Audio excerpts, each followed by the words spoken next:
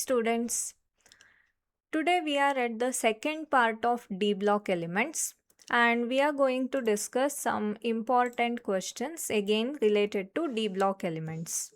So let us take from the first question. Which of the following elements in the 3D transition series has the highest melting point? Okay, so here in the last video, I had shown you the graph, how actually it varies, and we had considered one exception for manganese, right? So manganese will have exceptionally low melting point. The curve goes down. First, actually, as the number of unpaired electrons increase, the melting point will increase, and then it will go down suddenly, right, for manganese. Then again it will increase for the next elements like iron, cobalt, all those, nickel. Then what happens, it will decrease for this copper and zinc, right? So that's how it goes. So here comes your chromium. Okay, so that will have the highest melting point of all the elements in 3D series. So chromium is highest. Next. Yeah, now among the 3D series elements, which metal exhibits the absolute lowest melting point? So when the curve goes like this, ultimately you will have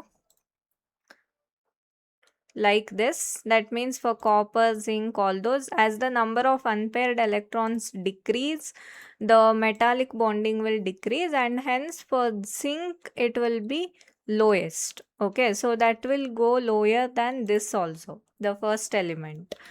So what happens? Zinc will have the lowest melting point.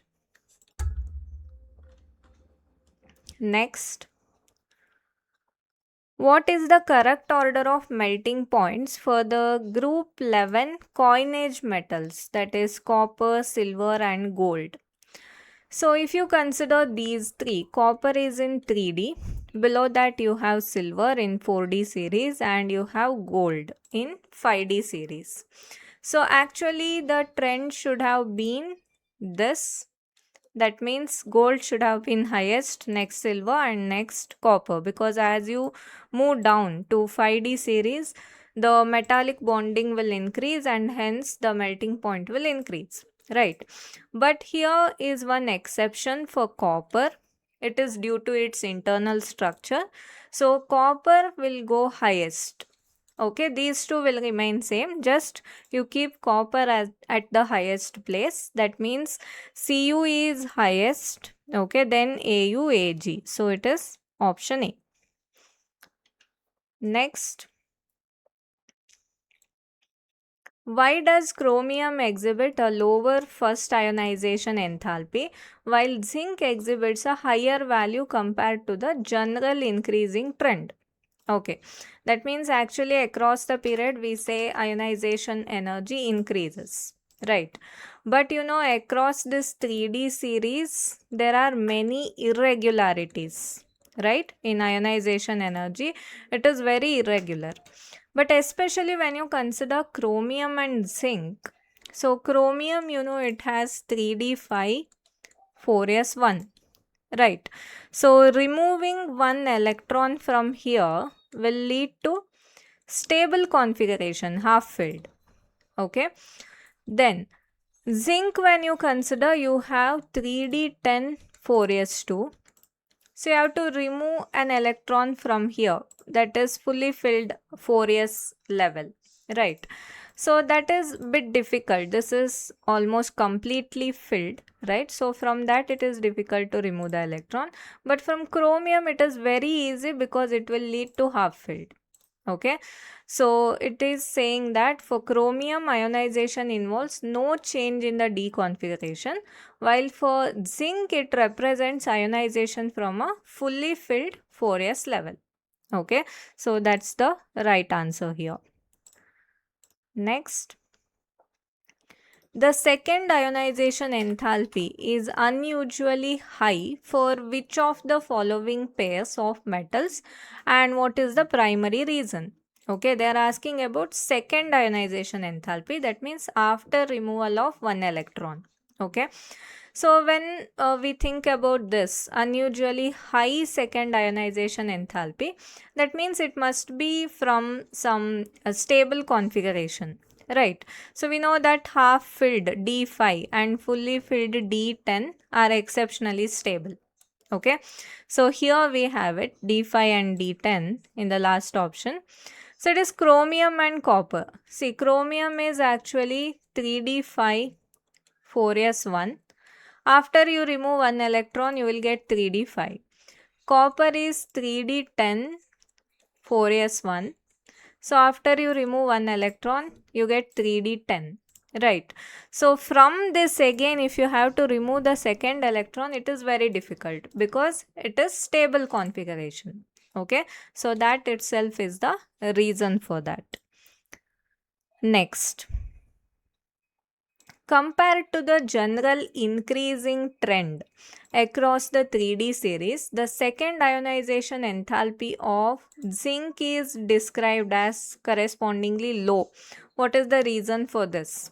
So again, second ionization enthalpy of zinc when you consider. See, if you take zinc, it is 3D10 4s2. When it becomes Zn plus, it is 3D10 4s1. Right. So now second ionization means you are removing the electron from here so that it will give you 3d10. Right. That means after removal you will get stable configuration. That's why the removal is easy. Okay.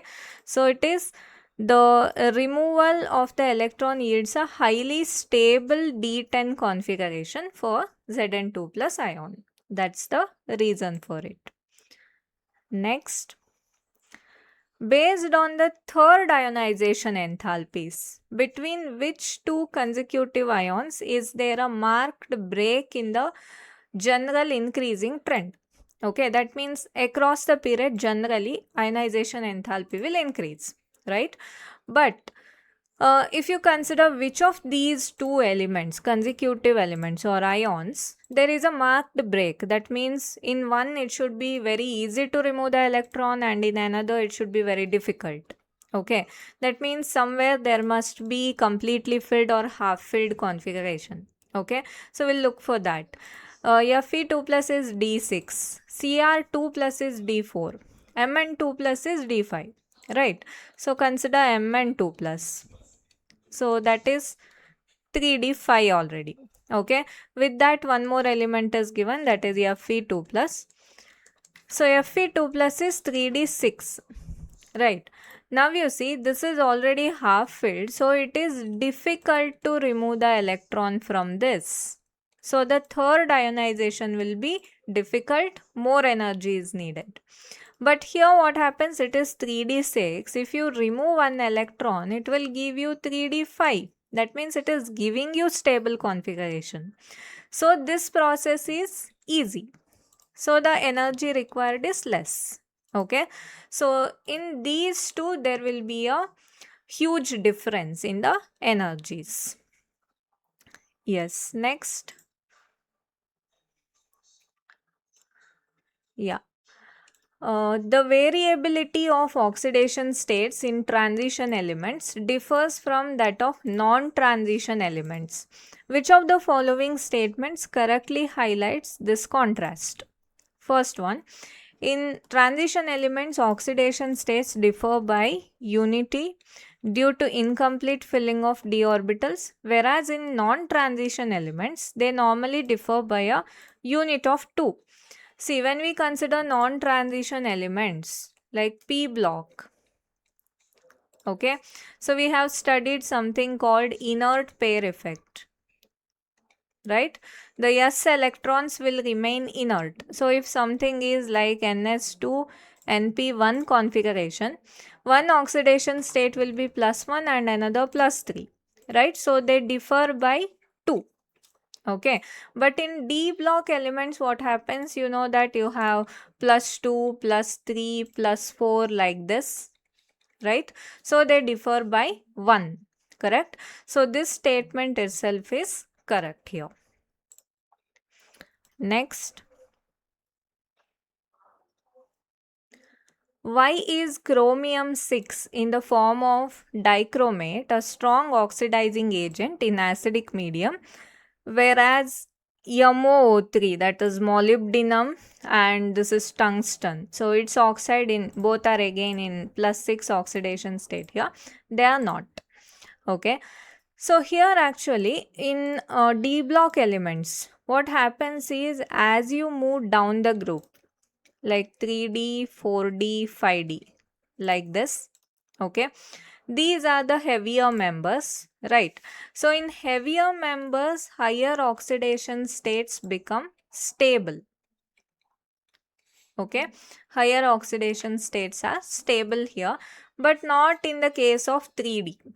Okay, so in case of chromium, what happens? Chromium in +6 oxidation state can get reduced easily to +3 oxidation state.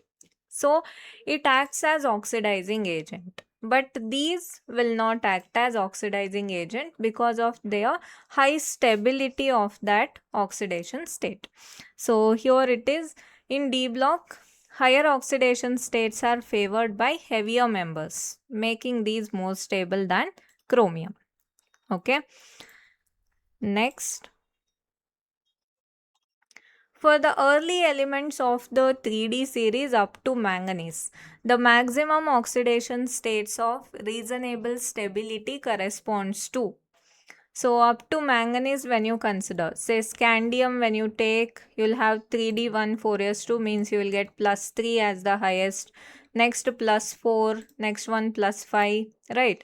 Like that it will increase. In manganese, you know, you will get +7.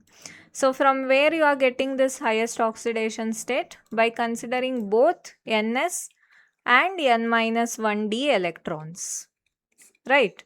So it is the sum of Ns and N-1d electrons. Next, which specific property of ligands is primarily responsible for stabilizing the zero oxidation state of metals in complexes like nickel tetracarbonyl or iron pentacarbonyl? Okay, see here what happens. You have nickel and you have these carbonyl ligands. You know that ligands will donate electrons to empty orbitals of metal, right? So that's how the coordinate bond takes place. But in these ligands like carbonyl, there are actually empty orbitals, that is pi star antibonding molecular orbitals will be empty, and they have the tendency to take electrons from metal.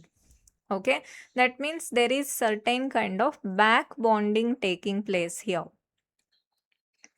and that is called pi acceptor nature of these ligands. Okay, so due to that, what happens here? This is normal sigma bonding from ligand to metal. Also, there is a back bonding from metal to ligand, which gives a double bond character to the bond, and bond becomes stronger. Okay, so it is due to what? The pi acceptor character in addition to sigma bonding. Next, which of the following statements regarding the stability of titanium oxidation states is correct? See, scandium, next is titanium. So it is 3D2 4s2. Okay. Always in the lower elements, highest oxidation state is highly stable. Here +4 because that will give you noble gas configuration. Okay.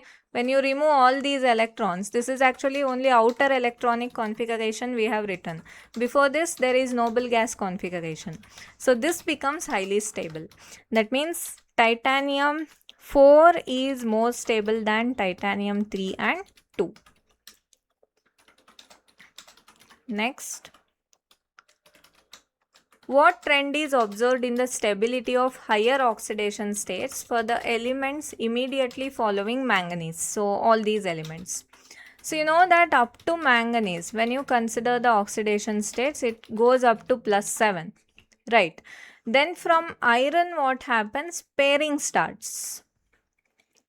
Okay.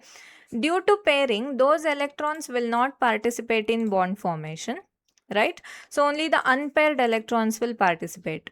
That means the number of electrons participating in bonding will decrease. So the oxidation state also will decrease, right?